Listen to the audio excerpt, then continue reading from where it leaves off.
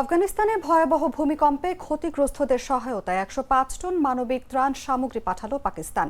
এক বিবৃতিতে দেশটির উপপ্রধানমন্ত্রী ও পররাষ্ট্রমন্ত্রী মোহাম্মদ ইসহাকদার এই তথ্য জানান। তিনি জানান, আফগান পররাষ্ট্রমন্ত্রী আমির খান মুত্তাকির সঙ্গে ফোনালাপের পর পাকিস্তান এই পদক্ষেপ নেয়।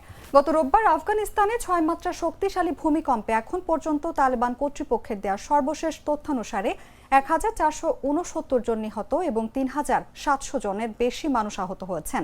এটি বিগত কয়েক দশকের মধ্যে দেশটিতে সবচেয়ে প্রাণঘাতী ভূমিকম্পগুলোর একটি। প্রয়োজনীয় খাদ্যপণ্য, ওষুধ, তাঁবু, কম্বল ও বাবল ম্যাট, ত্রাণ বহনকারী চালানে পাঠানো হয়েছে, যা ভূমিকম্পে ক্ষতিগ্রস্ত জনগণকে তাৎক্ষণিকভাবে সহায়তা করবে। পররাষ্ট্রমন্ত্রী ইসহাকদার এক্সে লেখেন, এই কঠিন সময় পাকিস্তান আফগান ভাইদের পাশে আছে।